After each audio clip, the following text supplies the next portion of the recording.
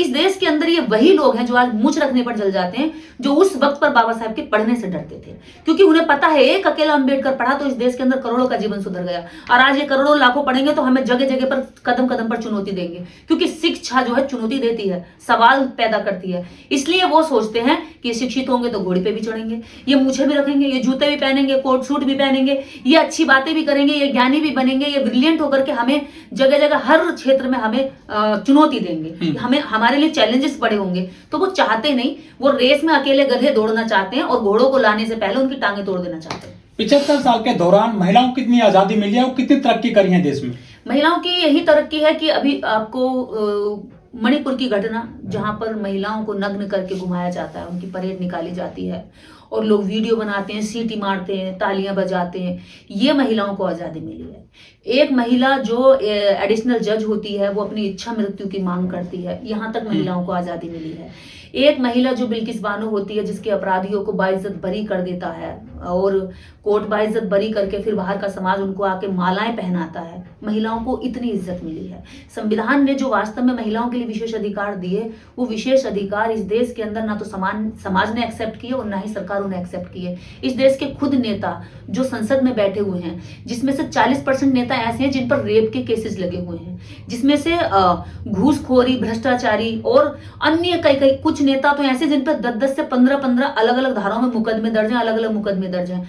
तो जब रेपिस्ट इस देश संसद के अंदर बैठे हैं, विधानसभाओं के अंदर बैठे हैं और जुडिशरी में जो एक महिला जज जो है अपने लिए इच्छा मृत्यु मांग रही है, ये कहती हो कि जो उसका जो सीनियर जज है, जो डिस्ट्रिक्ट जज है, वो उनके साथ में प्रताड़ना करता है, मानसिक और शारीरिक, इसलिए वो इच्छा मृत्यु मांगती है। तो इस देश के अंदर जब सिस्टम में बैठे हुए लोग रेप के समर्थक हैं, इस देश के अंदर जब धर्म में बैठे हुए लोग रेप के समर्थक हैं, इस देश के अंदर जब हमारी मूल व्यवस्था में, जब हमारी पूजा पद्धति और हर चीज में ऐसे लोग शामिल हैं, हम इंद्र को पूजते हैं, हम ब्रह्मा को पूजते हैं। इंद्र ने अहिल्या के साथ दुष्कर्म किया भेष बदल कर, जब ऋषि चला गया बाहर, जब हम उनको देवता मानते हैं, पूजा करते हैं, हमारी मूल जड़ में महिलाओं के प्रति हिंसा है। राम अहिल्या को ठोकर मार के पत्थर से इंसान बनाते हैं, क्यों? क्या तुम हाथ नहीं लगा सकते थे? इसका मतलब कि पत्थरों को, महिला चाहे पत्थर की हो, महिला चाहे जीव हो, जिसमें सजीव हो, जान हो, वो हमेशा पुरुष की ठोकरों की है। लेकिन संविधान महिला को इक्वलिटी देता है। यहाँ जो सामाजिक व्यवस्था वो महिला को पैरों में रखती है और भारतीय संविधान इसकी इजाजत नहीं देता। इसीलिए जब जब महिला के साथ जब उत्पीड़न होता, संविधान उसकी सुरक्षा में खड़ा हो जाता है। 75 साल के गणतंत्र के दौरान राम मंदिर बन गया है। हाँ, राम मंदिर तक की दौड़ हमारे लोगों में बहुत ज्यादा रही। राम मंदिर बन गया, कोई बीमार ना पड़ना भाई। अब इस देश के अंदर राम मंदिर से ही आप जाकर के रोटी खा लेना। राम मंदिर में जब बच्चे बीमार हो तो वहीं ले जाना, और जब आपके अंदर आपके भाई भाई में झगड़े हो तो कोर्ट मत जाना। कोई आपके ऊपर एट्रोसिटी का एक्ट वो करे, एक्शन ले, तो आप कोर्ट मत जाना, आप थाने मत जाना। अब थाने जाना छोड़ दियो, कचहरी जाना छोड़ दियो। मैं तो खासकर उन दलितों से कह रही हूँ जो राम मंदिर की दिवाली मना रहे थे, भाई तुम अब कोर्ट मत जाना, कचहरी मत जाना, थाने मत जाना, अस्पताल मत जाना, अपने बच्चों को स्कूल मत भेजना, राम मंदिर जाना, वहीं पर भजन जपना और राम मंदिर के बाहर बैठ के भीख मांग लेना, क्योंकि तुम अंदर जाके पुजारी तो बन नहीं सकते, बाहर बैठ के भीख ही मांग सकते। अनाज बांट क्यों रहे हो? अनाज उगाने वाला देश है ये कृषि प्रधान देश है। आप इस देश की 80 करोड़ जनता को अगर भिखारी बना करके अनाज दे रहे हो तो आप उनको निकम्मा बना रहे हो, कामचोर बना रहे हो। आप उनको जमीन दो ना, जाओ खेती कराओ, बंजर भूमि जितनी पड़ी है वितरण करके इनसे खेती कराओ ना। ये तो हल चलाने वाले लोग हैं, आज तो ये फावड़ा चलाने वाले लोग हैं। ये अब तो और भी आसान है कृषि करना। तो इन लोगों को आप मानसिक रूप से गुलाम बना रहे हैं। इन लोगों को अगर फ्री का राशन दे रहे हैं तो फ्री का मतलब ये है कि फ्री का कुछ देने का मतलब है किसी को किसी तरह से फंसाना। आप लोगों को श्रम करना सिखाइए, आप लोगों को श्रमिक बनाना सिखाइए, समय पर फसल करना सिखाइए, किस कम समय पर ज्यादा फसलें कैसे उगाई जाए इसके बारे में बताइए। वो गांव देहात में पड़ा हुआ आदमी, आप उसको वोट के लालच में कि वोट दे देगा तुम्हारे 5 किलो राशन खाने के चक्कर में तुम पूरे देश की जो नस्ल है उसको बर्बाद कर रहे हो। उनमें काम करने की क्षमता खत्म हो जाएगी। जब उन्हें 5 किलो मिलेगा तो वो क्यों काम करेंगे? वो गांव गांव में नशा, दारू सब कुछ पहुंच रहा है। दारू के ठेके पहुंचा दिए गरीब जनता के बीच में, लेकिन स्कूल खराब कर दिए गए, स्कूल बंद कर दिए गए। पहुंचाने चाहिए थे स्कूल, लेकिन पहुंचा क्या रहे हैं? दारू के ठेके, नशा पहुंचा रहे हैं। हर तरह का जो नशा है, छोटे से लेकर बड़ा तक नशा आपको गांव में मिल जाएगा। क्यों मिलेगा? क्योंकि गांव की जनता को उन्होंने कह दिया कि आप कमाओ मत, आप नशा करो, अपने बच्चों को स्कूल मत भेजो और खाने के लिए हम राशन दे रहे हैं। तो सरकार को राशन देने के लिए नहीं बनाया गया है, सरकार को रोजगार देने के लिए तैयार करते हैं। सरकार रोजगार दे, सरकार उनमें मेहनत, श्रमिक बनाया, उन्हें मेहनत का अर्थ सिखाए कि मेहनती कैसे बना जाता है, राष्ट्र निर्माण में आपकी मेहनत, आपका श्रम कितना इंपॉर्टेंट है, इस बारे में उनको जागरूकता लाए। लेकिन ऐसा प्रोग्राम चलाने के बजाय हमारी सरकारें क्या करती हैं, फ्री का कुछ भी देकर के उनको 5 साल के लिए गुलाम बनाकर रख लेती है। जो भारत में गणतंत्र लागू हुआ उस वक्त लाइन में खड़े लास्ट वाले व्यक्ति के लिए भी संविधान के अंदर हर तरह का प्रावधान किया गया कि उनको सामाजिक, राजनीतिक, आर्थिक तीनों तरह की बराबरी मिले, समानता मिले। लेकिन अभी तक भी आप देखेंगे कि सरकारों की नीयत में उन गरीबों को, उन मजलूमों को, उन दलितों को उठाने का ऐसा कोई भी मजबूत प्लान या नीयत नहीं दिखाई देती है कि वो मुख्य धारा में जुड़ सकें। तो ऐसी स्थिति में इतने वर्षों के बाद भी अगर आज हम देखते हैं तो पहले यही है कि अभी भारत के लोगों में राष्ट्रीयता और राष्ट्र जो भक्ति की जो एक भावना होती है, अभी वही लोगों के बीच में नहीं है। हमारी राष्ट्रीयता, हमारी राष्ट्र भावना केवल वहां तक सीमित है जहां तक हमें फिल्मों में गाने सुना दिए गए या फिर फिल्में देख ली। अगर फिल्में या गाने राष्ट्रीयता पे नहीं बनते तो हमारे देश के लोगों को तो पता ही नहीं चलता कि राष्ट्रीयता है क्या चीज, भक्ति राष्ट्रभक्ति होती क्या चीज है। क्योंकि सरकारों ने ऐसा कोई प्रोग्राम नहीं चलाया कि लोगों में राष्ट्रीयता आए, लोगों के अंदर एक दूसरे के प्रति प्रेम की भावना आए। जब हम अपने ही देश के लोगों से जाति के आधार पर घृणा करते हैं तो अभी हम राष्ट्रीयता नहीं सीखे हैं। जब हम किसी व्यक्ति से धर्म के आधार पर घृणा करते हैं या भेदभाव करते हैं तो अभी हमारे अंदर राष्ट्रीयता नहीं आई है। जब हम अपने ही देश की किसी बेटी या देश के किसी भी व्यक्ति के साथ हम लिंग भेद करते हैं या क्षेत्रवाद करते हैं या फिर भाषावाद करते हैं तो समझ लीजिए कि अभी आप एक राष्ट्र नहीं बने हैं। राष्ट्र का मतलब होता है जैसे हम एक राष्ट्र, जैसे एक परिवार में सारे लोग होते हैं, ऐसे ही बड़ी इकाई राष्ट्र होती है। जैसे परिवार छोटी इकाई होती है, ऐसी बड़ी इकाई राष्ट्र होती है। तो राष्ट्र के जितने भी नागरिक हैं आपस में सब में सौहार्द होना चाहिए, भाईचारा होना चाहिए, प्रेम का भाव होना चाहिए। लेकिन वो हमारे देश में कहीं ना कहीं जाति नाम का कीड़ा, धर्म नाम का कीड़ा, संप्रदाय का कीड़ा, ये जो हमारे दिमागों में बैठा हुआ है, जो पूरी तरीके से घुन की तरह हमारी राष्ट्रीयता को कमजोर कर रहा है।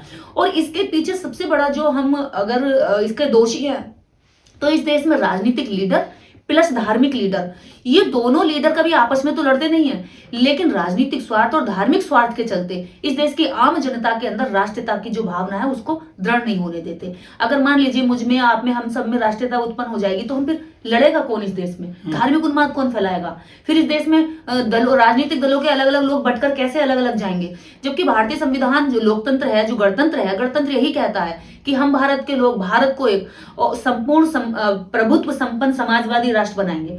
तो हम भारत के लोग बनाएंगे ना, लेकिन भारत के लोगों को तो बताया ही नहीं गया कि ये तुम्हारी जिम्मेदारी है, ये तुम्हारा भी कर्तव्य है, नेताओं से सवाल करना तुम्हारा कर्तव्य है, ये गणतंत्र तुम्हें इजाजत देता है। गणतंत्र का अर्थ अभी लोगों को पता नहीं है। गणतंत्र का अर्थ है कि जनता का राज, जनता के लिए राज होना चाहिए। हम पर कोई राजा राज नहीं करता है, हम पर कोई राजा की संतानें आने वाली हमारी किंग नहीं बनती हैं, ये हमारे राजकुमार नहीं होते हैं। हमारे यहाँ पर राजा वो बनता है जिसको जनता चुनना चाहती है, जिसकी तरफ जनता की अच्छी सोच होती है, जिसकी तरफ जनता की विचार होते हैं। तो आज गणतंत्र दिवस पर हम देश के नागरिक पहले तो अपनी राष्ट्रीयता की जांच करें कि हमारी राष्ट्रीयता केवल इतनी तो नहीं है जितनी फिल्मों में या गीतों में गा दी गई।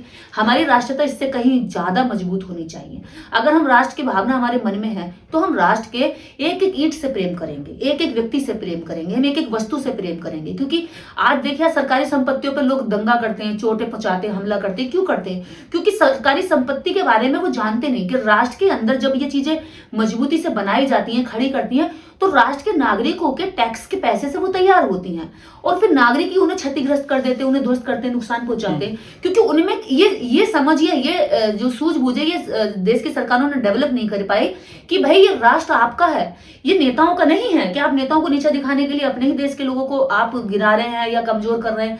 कहीं देखिए बता दिया गया है कि हिंदू अगर आ गए तो मुसलमान खतरे में हो जाएगा। मुसलमानों को ये, हिंदू को ये सिखा दिया गया, अरे मुसलमान आ गए तो हिंदू खतरे में हो जाएगा। ये कह करके आपस में एक दूसरे पड़ोसी के साथ नफरत कर रहे हैं। जहां मिल बांट के खाना चाहिए वहां पे झगड़े हो रहे हैं। देखिए उन्हें तो अभी गणतंत्र की सही परिभाषा नहीं पता है, पहली बात। दूसरा ये है कि जो सत्ता में बैठे हुए लोग हैं उन्होंने वास्तव में जो गणतंत्र है उसको सही मायनों में अभी लागू नहीं होने दिया है। और उन जो लाइन में खड़ा पीछा जो इस देश को जिसको दमित कहा गया है, पीसा गया, दलन किया गया है, जो बरसों तक जातिवाद की चक्की में पिसता रहा है, आज उस व्यक्ति को आप अगर देखेंगे तो उसकी स्थिति आज भी वैसी ही है। वो आज भी गांव में, खेतों में कहीं ना कहीं बंधुआ मजदूरी कर रहा है। इधर आप पूर्वांचल की ओर चले जाएंगे तो वहां देखा कि अभी भी लोग बंधुआ मजदूरी कर रहे हैं, क्योंकि उनके अपने खेत नहीं है, उनकी अपनी जमीनें नहीं है, उनके पास अपने संसाधन नहीं है।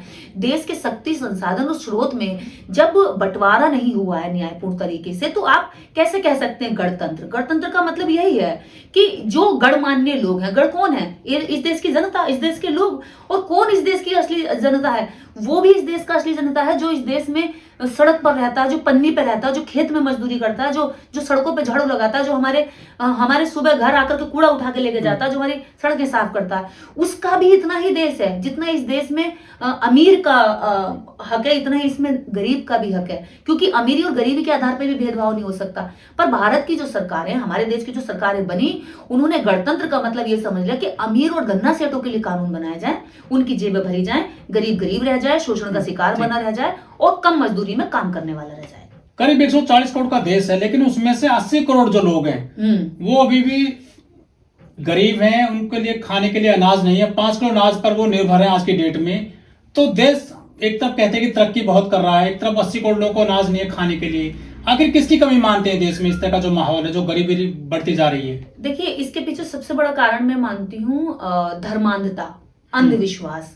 हमारा जो रुझान है वो एक तरफ हमारा उस तरफ जाता जिधर को हमारे नेता मोड़ देते हैं। हमारी खुद की सूझबूझ, हमारे खुद के मुद्दे, हमारी खुद की जरूरतों पर हम कभी काम नहीं करते। हमारे देश के लोग काम नहीं करते, हमारे देश के नागरिक काम नहीं करते, क्योंकि हमारे मुद्दों से हमारा उद्धार होगा, हमारे मुद्दों से हमारे बच्चों को एजुकेशन मिलेगी। जब देश में शिक्षा संस्थान ही नहीं होंगे तो आपके बच्चे पढ़ने कहाँ जाएंगे?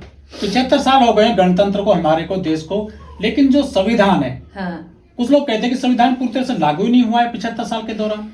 देखिए, इसको इस तरह से आप जो लोग कहते हैं वो संविधान को बारीकियों से पढ़े लिखे होते हैं और वो वास्तव में समाज की और संविधान के बीच में जो अभी तक डिस्टेंस रहा उसको समझ रहे होते हैं। वास्तव में अभी तक भारतीय संविधान लागू नहीं हुआ। भारतीय संविधान यदि वास्तव में पूर्ण रूप से लागू हो जाता तो इस देश के अंदर हम जैसे लोग सड़कों पर लड़ाई नहीं लड़ रहे होते, हम जैसे कहीं बैठ करके किसी रणनीति में बैठकर रणनीतिकार बन रहे होते। इस देश के अंदर अगर वास्तव में संविधान लागू हो जाता तो इस देश में 80 करोड़ लोगों को फ्री में राशन देने की जरूरत नहीं पड़ती। इस देश में अगर वास्तव में संविधान लागू हो गया होता तो इस देश में इलाज के लिए लोग वहां सड़कों पर नहीं मरते, लोग ऑक्सीजन के लिए अस्पतालों में नहीं दम तोड़ देते। इस देश के अंदर अगर वास्तव में संविधान लागू हो गया होता तो इस भारत के अंदर अभी तक जात पात और धर्म की जो तुच्छ राजनीति है ये खत्म हो चुकी होती।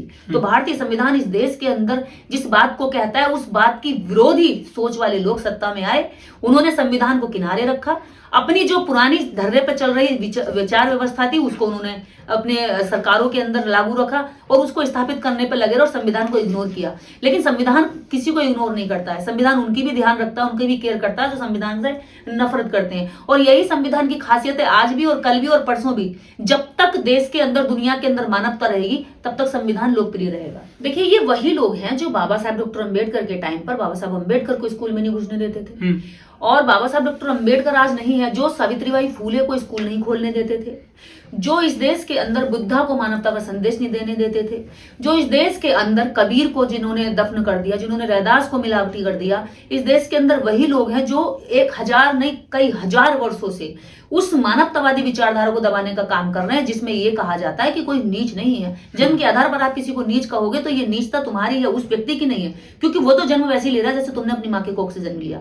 75 साल का गणतंत्र हो गया भारत, लेकिन अभी तक कोई दलित प्रधानमंत्री नहीं बना है, चीफ मिनिस्टर बन गए हैं, और कितना इंतजार करना पड़ेगा? देखिए, इसके लिए तो कहीं ना कहीं इन नेताओं का ही दोष है। मैं इसमें उनका दोष नहीं कहूंगी। अगर प्रधानमंत्री नहीं बन रहा है दलित तो ये प्रधानमंत्री ना बनने की इनमें इच्छा शक्ति है। ये अपनी इच्छा शक्ति और अपनी एकता जो ये जब तक स्थापित नहीं करेंगे तब तक ये प्रधानमंत्री नहीं बन सकते। और मैं, जो आपने दलित शब्द लिया ना, दलित राष्ट्रपति बन जाए, दलित प्रधानमंत्री बन जाए, दलित देश का कितनी भी बड़ी शक्तिशाली पावर या चीफ जस्टिस बन जाए, जब तक उसके अंदर अम्बेडकर राइट मूवमेंट की विचारधारा नहीं होगी वो इस देश का भला नहीं कर सकता। बात है अंबेडकर राइट, बात है मानवतावादी की, बात है तर्क बुद्धि की, बात है कि जो अपने विवेक का इस्तेमाल करता हो, दूसरे के हाथ में अपना रिमोट देकर नहीं बैठा हो। इस देश के अंदर राष्ट्रपति बन गया, राष्ट्रपति के पद से तो ज्यादा कोई महत्वपूर्ण पद नहीं है। कई बार राष्ट्रपति बना दिए गए, दलित भी बना दिया, आदिवासी भी बना दिया, ओबीसी भी बना दिया, लेकिन ऐसे ही बनाए हैं जिन्हें मंदिर में घुसने की जगह नहीं दी, जो सीढ़ी पर बैठ कर पूजा करके आए हैं, जो मंदिरों के गर्भगृह में नहीं जा सकते। आज इस राम मंदिर की जब प्राण प्रतिष्ठा हो रही है तो प्रधानमंत्री जा रहे हैं, और प्रधानमंत्री जो सम्मान पुरस्कार है उसको जो है राष्ट्रपति द्रौपदी मुर्मू जी बांट रही है वहां बच्चों को। तो ये इस देश के अंदर दलित का प्रधानमंत्री बनना कोई बहुत बड़ी बात नहीं है। आप किसी भी दलित को उठा लीजिए, बना दीजिए, बिठा दीजिए। आप गांव में आप देखेंगे दलित के नाम पे सीट है। मेरा एक ठाकुर साहब का नौकर है दलित, और दलित अपने नौकर का पर्चा भरवा दिया और नौकर को गांव का प्रधान बना दिया। आज तक मैं उस गांव में कई बार चली गई, मुझे ये नहीं पता कि असली प्रधान कौन है। मेरी बात उनसे होती थी और बाद में पता चला मेरी साइकिल से मेरी जो गाड़ी से टकराया था साइकिल लेकर के, मुझे बताया गया कि वही तो प्रधान है असली, जो आपकी गाड़ी से टकराया था। अरे मैंने वो तो पी के घूम रहा था। बोले यही असली प्रधान था, और इन्होंने अपने नौकर का पर्चा भरवा दिया क्योंकि दलित था और दलित की सीट थी। तो देखिए यहाँ तो इस देश के अंदर दलित बना दो, ओबीसी बना दो, ब्राह्मण बना दो, क्षत्रिय बना दो या वैश्य बना दो, किसी भी व्यक्ति को प्रधानमंत्री बना दो, जबकि उसकी सोच में, जब तक उसकी सोच में स्त्रियों के प्रति सम्मान नहीं होगा, जब तक उसमें मानवता नहीं होगी, संविधान को मानने का विचार नहीं होगा, इच्छा शक्ति नहीं होगी, तब तक वो इस देश का भला नहीं कर पाएगा। ये ऐसे ही सिस्टम चलता रहेगा। कुछ लोग कह रहे हैं कि संविधान को बदलने का टाइम आ गया है। संविधान नहीं बदलेगा, उनको अपनी मानसिकता बदलनी पड़ेगी। और संविधान इस देश के अंदर अब वैज्ञानिक दृष्टिकोण से लोग सोचने लगे हैं। जो लोग संविधान बदलने की बात कर रहे हैं, अगर वो मनुस्मृति लाएंगे तो उनकी खुद की बेटियां कहेंगी चल निकल यहाँ से, बेकार की बात कर रहा है, हमारा पाप पागल हो गया, हम तो जाकर के स्कूल में पढ़ेंगे, ये क्या कह रहा है आगे जाकर देवदासी बन। अगर संविधान हट गया, मनुस्मृति लागू होगी, तो स्त्रियों को स्कूल और कॉलेज में नहीं जाने मिलेगा। स्त्रियों को देवदासी बनकर, बेटियों को देवदासी बनाकर मंदिरों में छोड़ना पड़ेगा। क्या उसके लिए देश की महिलाएं तैयार हैं? अगर आप किडनैप हो जाती हैं तो आपके माता पिता आपके खिलाफ, आपको ढूंढने के लिए थाने में एफआईआर नहीं लिखवाएंगे, ना आपका पति एफआईआर लिखवाने जाएगा। यह हक आप खो चुकी होंगी। अगर आप किडनैप हो जाती हो, घर वापस लौट के आएंगी, तो आपको अग्नि परीक्षा देनी पड़ेगी, जैसे सीता को देनी पड़ी थी। इस देश के अंदर अगर आप संविधान बदलने की बात करें तो पहले आपको सोच बदलनी पड़ेगी।